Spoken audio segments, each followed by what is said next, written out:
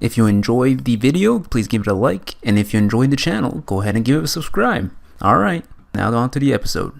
Before we start, I continue to try and do better, and having reviewed my previous video, I realized that my sound gate was set a little too high, which made things a little choppy.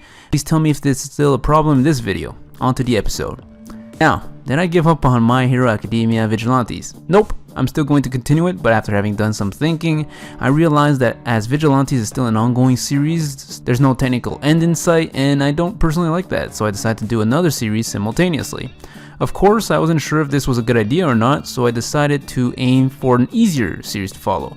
Granted, by easier I really just mean a shorter series, but really, you don't care because all you need is Kill. That was an awful transition, I know.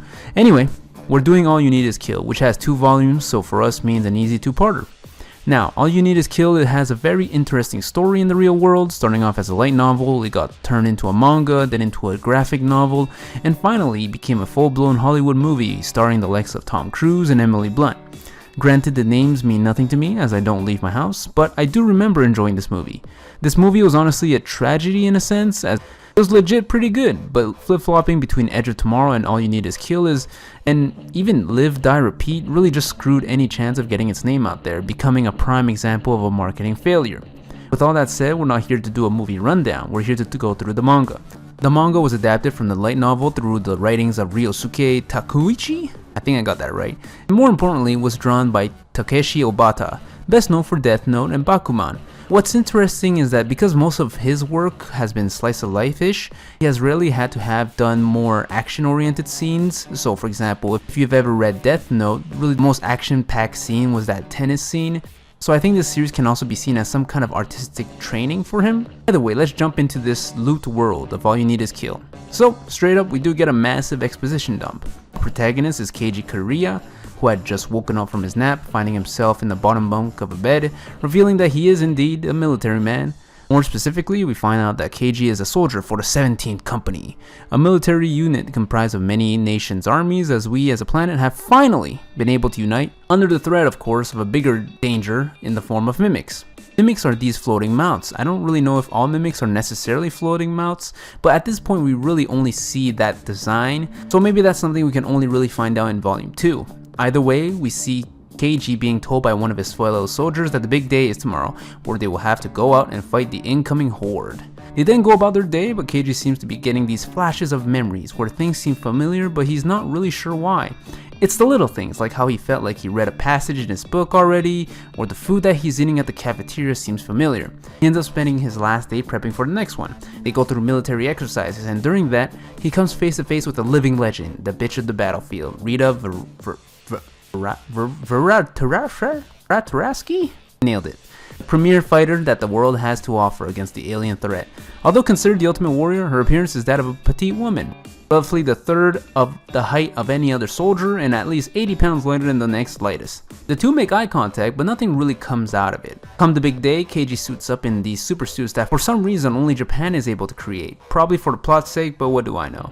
The suit is interesting. It looks a little bit like the Halo ODST suits, if any of you have ever played that game. It's that Halo game where you don't get to play as Master Chief, but instead these elite but not overpowered soldiers. Back to the story, Keiji and his platoon is getting thrashed, and he watches one fellow soldier after fellow soldier go down, and slowly it becomes obvious that his time has also come when he gets shot by one of the spikes that mimics can fire out, essentially ripping through his shoulder. As things go black for him, we find that he wakes up in the same pose that he woke up at the beginning of the chapter, in the bottom bunk of a bed.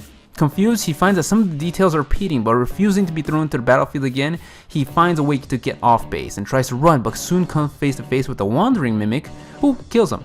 Again, he wakes up in his bed. This time he's had it. He borrows a gun from one of his teammates and blows his brains out, but he wakes up in the bed again. It slowly becomes obvious to him that my boy is having his own case of Groundhog Day, where he is reliving the same day over and over again. The details differ slightly, but the overarching checkpoints remain the same. He makes it further in the battlefield day on some iterations and gets killed quicker on others. At a point he realizes that blindly going through it will mentally break him before anything, so he aims towards seeing how he can make it through what should be a sure death scenario. He starts by training his body and speaks to the platoon leader. The platoon leader advises him that the most important element is battle experience, and Keiji realizes that with him being in a time loop, there is no better chance to gain battle experience. Sort of like grinding, you know, in video game terms. Bit by bit, he improves himself. He looks into what makes Rita such a force on the battlefield and finds that she uses a specialized axe. So he spends one time loop working out how he can gain access to a similar weapon. After dozens and dozens, hundreds upon hundreds of loops, we visibly see Keiji making progress, pushing his life by minutes every time until he finally starts becoming another leading force on the battlefield, the kind of guy other people rally around and starts pushing back the mimics. Finally, he breaks through and reaches another area where Rita is also cleaning house. There, Rita asks Keiji, "How many loops does this make?" Man, guys, what a chilling line and what an effective way to cap off the volume. Not only does it mean that Rita knows about the looping, we can also deduce that she herself is a beast because she went through something similar. It also brings up so many questions. Oh, so good. That said, that does bring an end to this volume, and damn, was this a good volume. It's short, really, but it's strange knowing that there's only one single volume left because it feels like there's a lot of potential for expansion. But at the same time, I feel like a series knowing when to begin and when to end is also commendable. So I hope you'll come back in a week or so for part 2 and the finale of All You Need Is Kill. That's all from me, Yuan from Manga4Dummies, and I hope you enjoyed this video, and if you want more like it, you'll soon see part 2 of this, or you can have a taste of another series I'm covering, My Hero Academia Vigilantes, whose playlist should be placed around here somewhere right about now. Alright, thanks for watching. Please leave some combination of like, comment, and subscribes, and I'll greatly appreciate it. This has been a relatively short one, so you could think of it as a Christmas present. Anyway,